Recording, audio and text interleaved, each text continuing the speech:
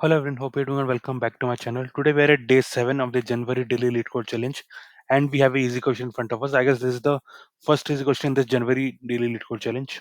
So let's see this now. So after a long time we are getting a question which is not related to directly the previous exam but it's slightly different. So let's see what it is. It's question 1404, string matching in an array. Okay. So what we are given, we are basically given a array of strings, as you can see here.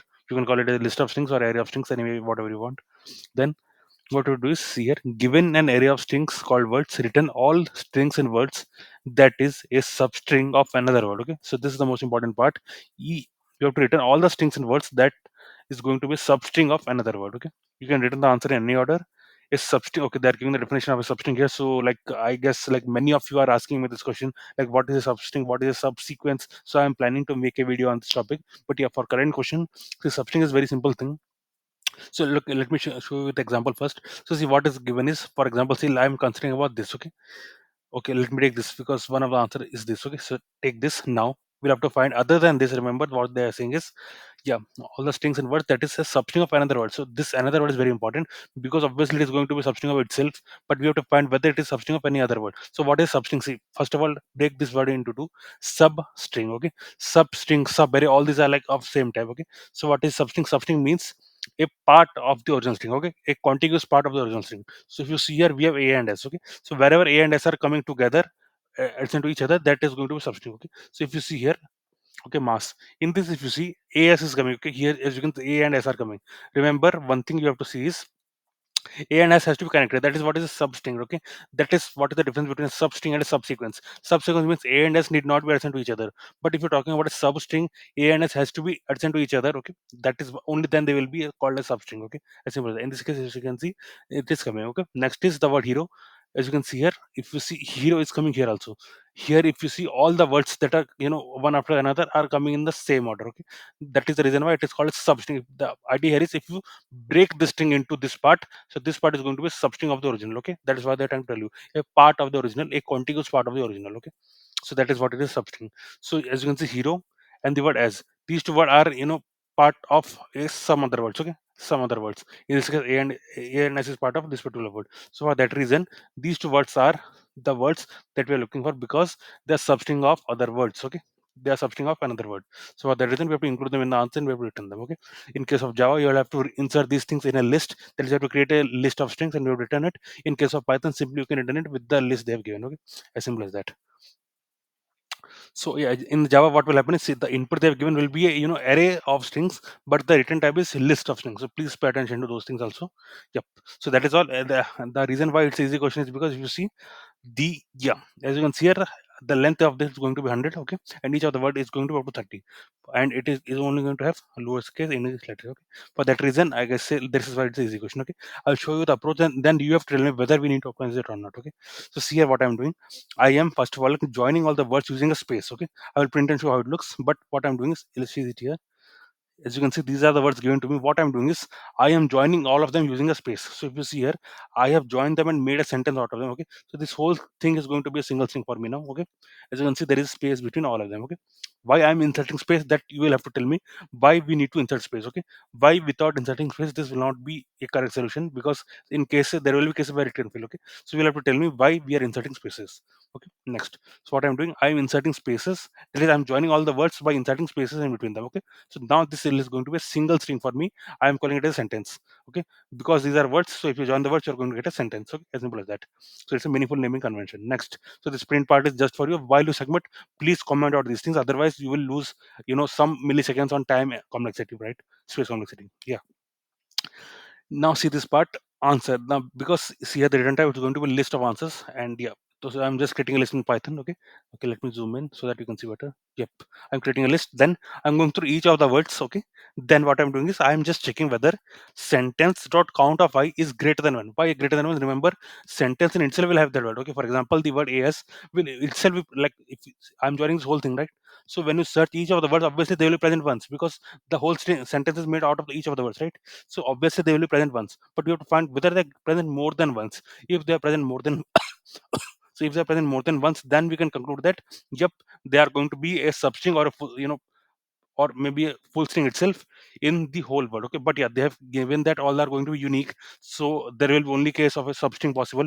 It will not be possible that some of the strings are repeating. That will not be the case. So yeah, we have to conclude that if it is the count is greater than one, we can very cleanly conclude that yeah, it is going to be a substring in some other string. Okay, as simple as that. Because it is on the condition, we'll have to include this in our answer, and then I'm returning it. Okay, let me quickly run this and show it to you. So as you can see, this is clearing all the test cases now, and I will show you something great. Okay, see here, I am going to show my submission. So if you see, this is going to take around 0 milliseconds. Okay, and if you see, it is beating 100% of the solutions. I don't see any other reason why I should go to and optimize it all that. I don't see any reason because of the constraints they have given, because of the test cases they have given. It doesn't make sense to optimize it further. But yeah, the idea that I want to tell you is that there is an algorithm called KMP algorithm. It is not something easy, but yeah, for these kind of cases, it is very very useful.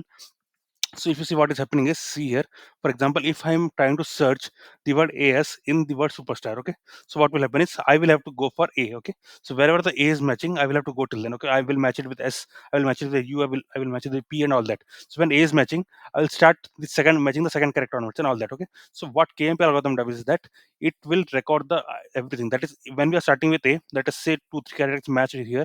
Okay, and after that, let us say there is a mismatch, so it will now know from where we should start in order to avoid the obvious mismatches. So that is the idea behind the KMP algorithm.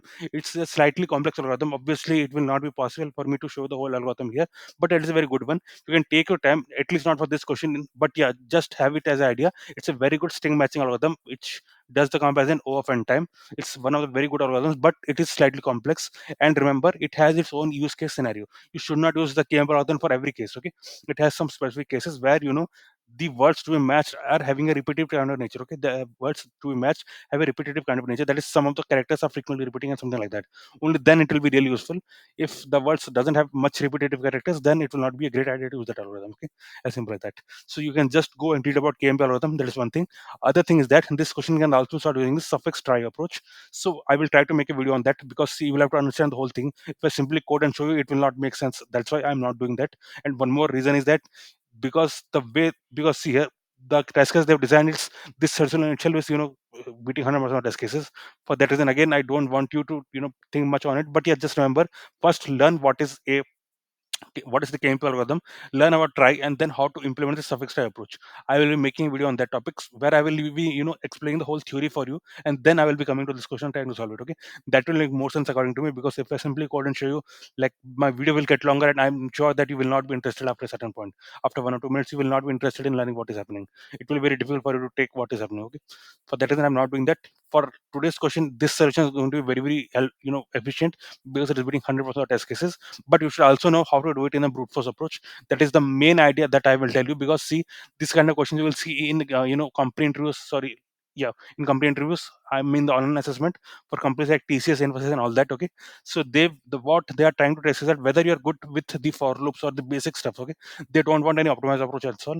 They just want you to see whether you can code the solution in a given time or not. Okay, so be good with this kind of questions in a brute force way also, because it's easy question. There is a purpose why it is easy question. Okay, you should not try to over optimize the thing. That is also one thing that I want to tell you. If you're setting for a lower, very small company, if you're setting for interview for that, do not try to over optimize the solutions. Remember this part. They will not hire you if you're over optimizing the solutions, because they don't want those kind of stuffs. They just want to see whether you are able to code the basic stuff in a brute force way or not. As simple as that. So please have those things also in your mind.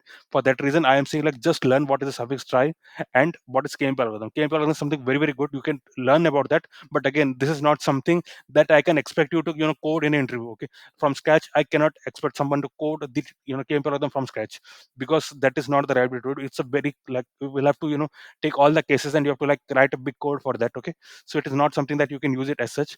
Yes, those algorithms are used in libraries like in Python and in some Java library. Those KMP algorithms, something like that, a variant of that is being used. That is true. Okay, but it is not something that you can be expected to code in a live interview and show it to you. Okay, unless and otherwise, it's a second level question or a third level question. That is a follow up question. Then yeah, you are solving it in some way, and then you are coming to a follow up question where KMP will be more suitable. So you are just changing some part of your code to accommodate that. That is fine. but to expect someone to write the KMP from scratch, that is not something that I will say is correct, because KMP is, you have to know in depth. Okay, there are so many things allowed, there are so many assumptions, other stuffs involved in that. Those things we'll have to know first. Okay, as simple as that. So yeah, fun, that was all for this particular video. Learn about these two topics: what is KMP and what is suffix try. That is, what is try, first of all learn that, and then how to implement the suffix try using that. Okay, and other than that, if you are a beginner, just take my words, try to solve it using a brute force approach. So what will the brute force approach? The idea here is very simple. For each word here, it has to be paired with every other word. That is the point number one. That will take you around O of n square time. Okay, so let me tell you that how it will works. So let us say there are n words. Okay, so I'm writing the complexity here. If there are n words, so in order to match each word with the every other word, okay, you'll have to use two for loops, and that will take O of n square time, right? Next, let us say the highest, that is the longest word here. Okay, they mentioned around 30 will be the length for that, or whatever it is. Let us say the length of the longest word is going to be m. Okay, so what you have to do when we are comparing two words, what you have to do, see here, for each character here, you'll have to go through each character here and see whether they are matching. And once they are matching, let us for example see here, h is here and h is here, they are matching, then you have to go and match the second character onwards. Okay, and so on. So the idea here is, again, it will take around m square time. Okay, as simple as that. For two words to be matched of length m, it will take around m square time for that reason. Okay, because for each character you have to match, and once the character matches, you have to start matching the rest of the characters with that. And once it doesn't match, you have to again come back to the first character and start matching that. Okay, as simple as that. For that reason, it will take n square time. So if you combine them, it is going to take around n square into m square time. Okay, so learn how to do it in the brute force way. It will be really really helpful for you, and especially for companies like TCS and Infosys and all this mass hiring companies. They will be testing you with these kind of questions. You'll have to simply write the brute force codes using simple for loops and all that. Okay, you are not supposed to use any kind of inbuilt function and all. You have to just use the yeah, as simple as that, the for loops, the simple character matching, and you'll have to get the answer for this kind of questions. Okay, try that. That will be really good for you to learn if you're a beginner. Okay, as simple as that. So this will be the time consuming for that kind of solutions, so you can test that out as well. Okay, so yeah, fun, that was all for this video. I hope you like something in my video or you learn something from my video. See you tomorrow. Thanks a lot. Please subscribe to the channel if you really get some help from this channel.